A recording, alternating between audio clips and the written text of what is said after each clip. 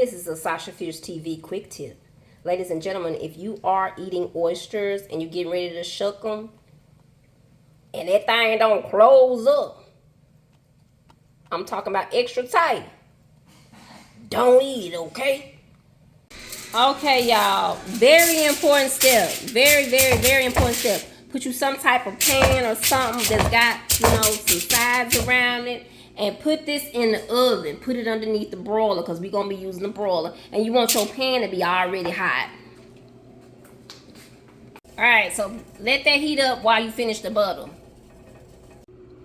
Alright, my butter was in the microwave for like a minute. Alright, so now we got some bacon, y'all. And since I'm not putting these on the grill but underneath the broiler, do not drain the bacon. Do not drain the bacon. You just want to crumble this up and put this in the butter too. That bacon was kind of thin and crispy. Oop. So you just crumble it up like that. You know what I'm saying? Ooh, let me just get that little piece right there. Crumble it up as best you can. You know what I'm saying? Or you could cut it up or whatever, but yeah. You want to put some chili powder in this here butter, okay? As much or as little as you want. I'm going to go about that much right there.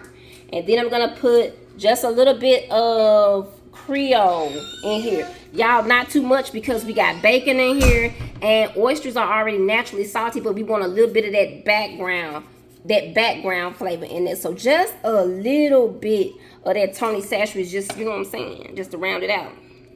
Okay, so I had to put my butter back in the oven because one of them chunks was just... it was a little bit hard, so I put it back in the oven for a few more seconds. Okay, I ain't trying to do too much with it. Just want this to melt together. And you see that? That's the butter for your oysters. You feel me? You got bacon in there. You got garlic in there. You got onion in there. You got cilantro in there. All right.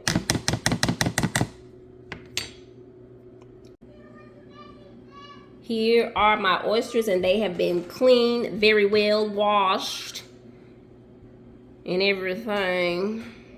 Now you want to take your pan out the oven and put these in on top of it. I cannot stress this enough, y'all. Do not touch this pan. Make sure you have your oven mitt on there because this pan has been heating up in the oven. So now you want to load your oysters that you've already prepped and put them right on a little pan or whatever. You hear that? That's what you want to hear. That pan already a little hot. You want to hear that little sizzle when you put them things down on there. Now let me get my butter. All right, that's your butter. Now this was enough for 12 oysters, y'all. Half a stick of butter for 12 oysters and a whole stick of butter for 24 oysters. And I lost one because one of them was dead, but it's all good. Okay, now you want to top these with some Parmesan cheese. You can put as much cheese or as little as you want. I just like how that Parmesan cheese complements the oyster situation. Everybody got cheese. Now we're going to put these things underneath the broiler. Meantime, in between time, I'm boiling corn. I'm going to keep this extra simple. A little butter, a little bit of garlic salt, something like that. And that's it. Alright, y'all, so they just came out of the oven, but we're not done yet, okay?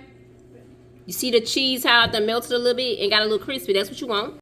This is optional, y'all, but I top mine with just a little bit more red onion because it has that color that I like. Red onion on there. Now I want to put some more lime juice. You want to squeeze each one with a little bit more fresh lime juice. Then put more cilantro. Not a lot. Alright, and the final touch, y'all. A little bit of tagine. Just a little dollop on that like that. You know what I'm saying?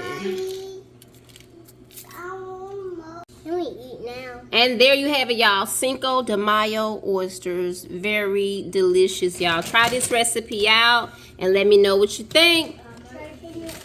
Thank you so much for watching this video, and I'll see y'all on the next one. Happy Cinco de Mayo. I got a big Whoa. Let's go. Let's go. Let's go. Let's go.